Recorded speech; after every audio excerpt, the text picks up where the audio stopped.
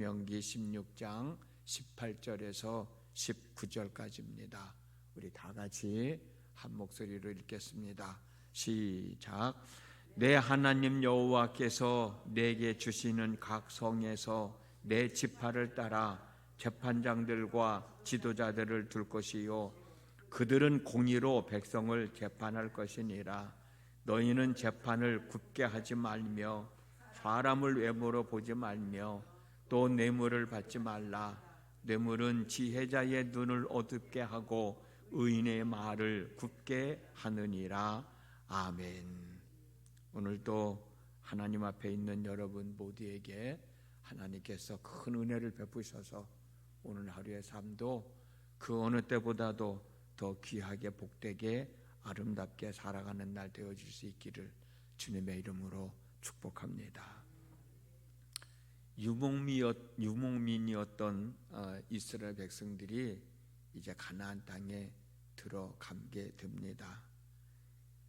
여기저기 돌아다니며 짐승을 키웠던 백성들이 이제 땅을 분배를 받고 그 땅에 정착해서 농사를 지으면서 짐승을 키우면서 마을을 또 성읍을 이루면서 살아가게 됩니다.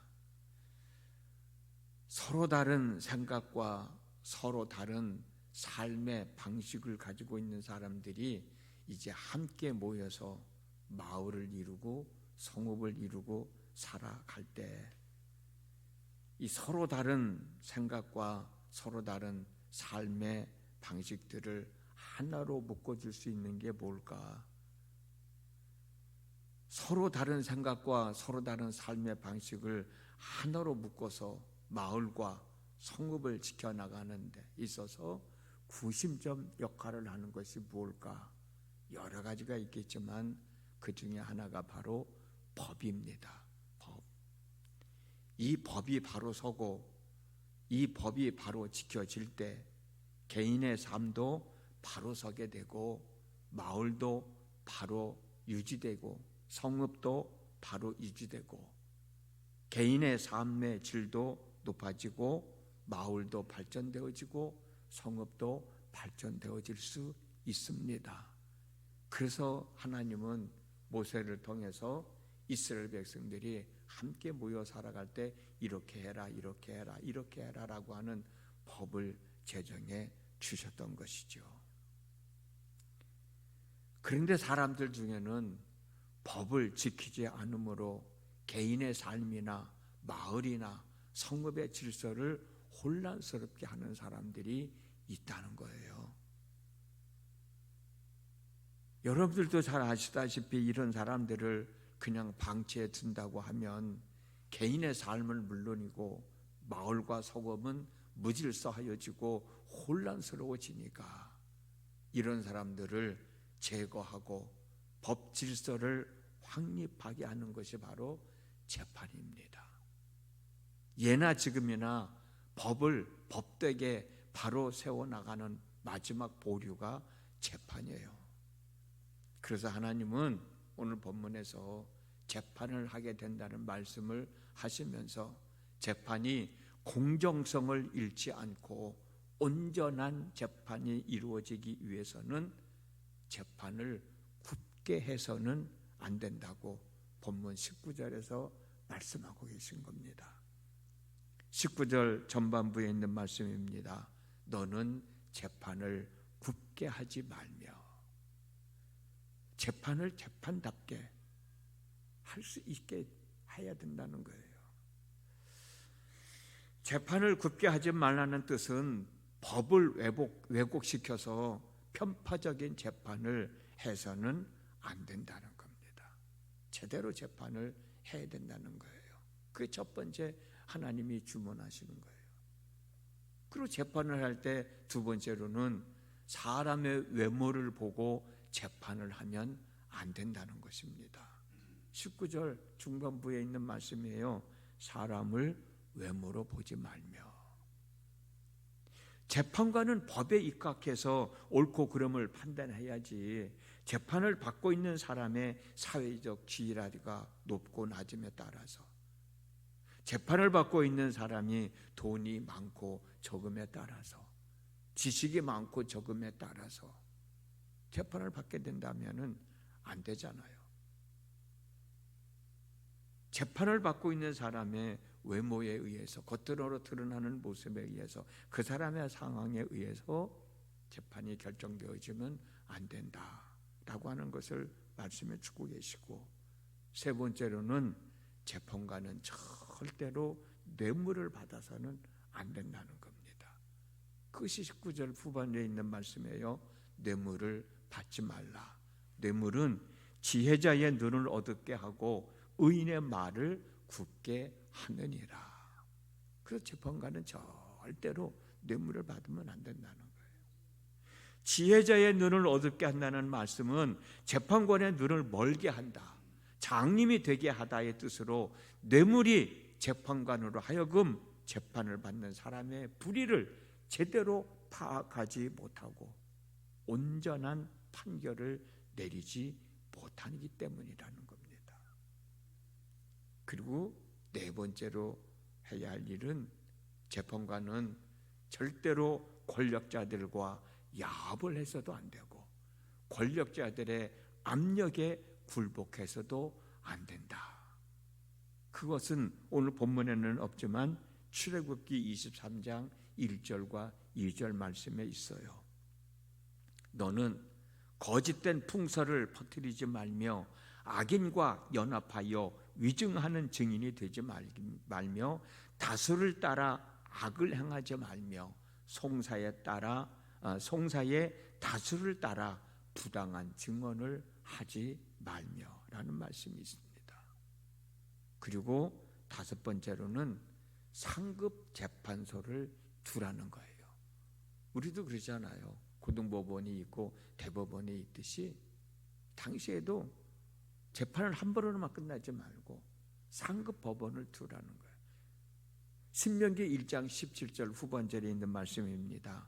스스로 결단하기 어려운 일이 있거든 내게로 돌리라. 내가 들으리라. 단 한 번의 재판으로 모든 재판이 끝나버리면 억울한 재판을 받은 사람은 하소연할 곳이 없잖아요. 그래서 한 번 더 재판을 받아볼 수 있는 기회를 주라는 겁니다. 그리고 상급 재판의 판결에 불복할 때는 그때는 죽이라는 거예요. 신명기 17장 12절 말씀입니다. 사람이 만일 무법하게 행하고 내 하나님 여호와 앞에서 서서 섬기는 제사장이나 재판장에게 듣지 아니하거든 그 사람을 죽여 이스라엘 중에서 악을 제하여 버려라. 중앙성소의 상급 법정에서 내린 판결은 하나님의 율법을 따라서 하나님의 권위에 의해서 내려진 최종 결정이기 때문에 불복해서는 안 된다는 거예요. 그래도 불복하는 사람이 있으면 그 사람을 죽이라는 거예요. 왜 그랬을까?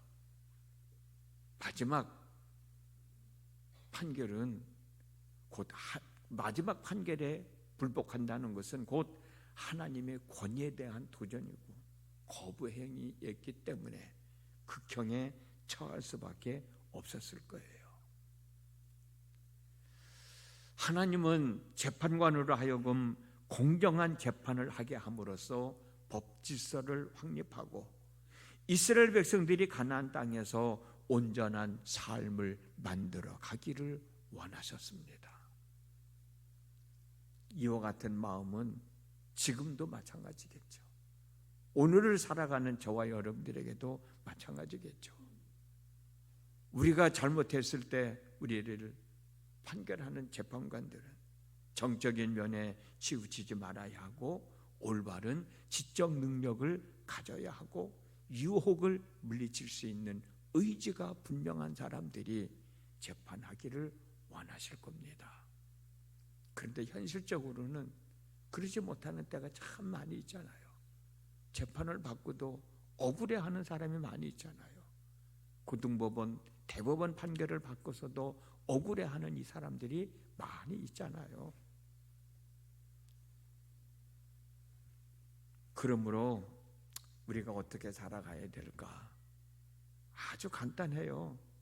우리는 경찰서나 검찰이나 법원에 들랑거리지 않는 삶을 살아갈 수 있도록 법을 잘 지키면 되잖아.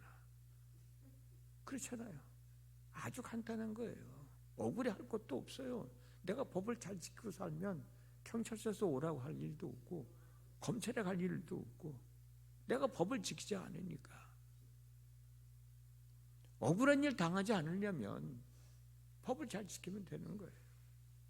그런데도 살다 보면 원치 않는 일로 인해서 법 앞에 서야 할 때가 있게 된다면 여러분 두려워하지 마시고 불안해하지 마시고 신명기 1장 17절에 재판은 하나님께 속한 것이다 라는 말씀이 있어요. 다윗이 전쟁에 나갈 때 두려우는 마음으로 하나님 앞에 기도하면 이 전쟁은 내게 속한 것이다. 그리고 두려워하지 말고 너는 이렇게 나가 싸우라고 말씀을 해준 적이 있거든요. 전쟁만 하나님에게 속한 것이 아니라 재판 또한 하나님께 속한 것이고 어찌 보면 더 넓은 의미로 보면은 우리의 삶 전체가 다 하나님께 속한 것이잖아요. 우리가 살다 보면 원치 않게 뜻하지 않는 일로 인해서 어려움을 당할 때가 있는데 그럴 때 여러분 두려워하지 마시고 절망하지 마시고 낙심하지 마시고 내 삶을 주관하시는 분은 공의로우신 하나님이야. 정의로우신 하나님이야. 내가 절대로 부당한 대접받지 않도록 하나님이 인도해 주실 것이다 라는 그 믿음을 가지고 당당하게 맞이하라는 거죠.